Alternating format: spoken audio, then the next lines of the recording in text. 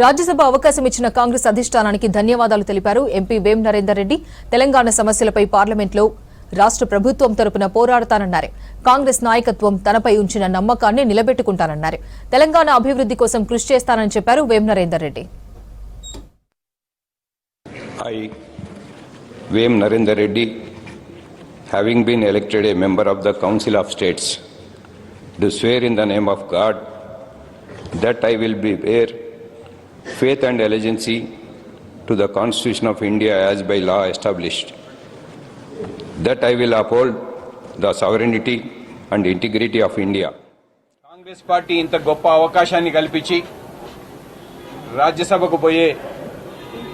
అవకాశం కల్పించినందుకు మరొక్కసారి అందరికీ ధన్యవాదాలు తెలియజేస్తూ తెలంగాణ ప్రజల గురించి, తెలంగాణ సమస్యల గురించి పార్లమెంట్ లోపట రాష్ట్ర హక్కుల గురించి, రాష్ట్రకు రావాల్సిన నిధుల గురించి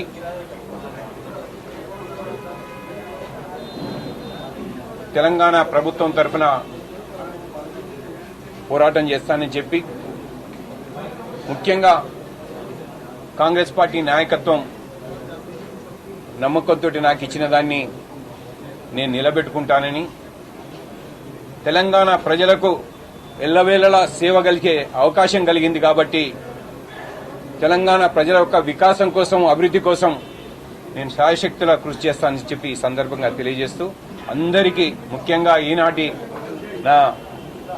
ప్రమాణ స్వీకార కార్యక్రమానికి ఢిల్లీకి వచ్చి ఈ కార్యక్రమాల్లో పాల్గొన్న శాసనసభ్యులకు, శాసన మండలి సభ్యులకు, పార్లమెంట్ సభ్యులకు,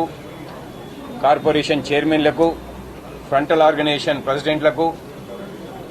ముఖ్యంగా కాంగ్రెస్ పార్టీ కార్యకర్తలు, నాయకులకు అందరికీ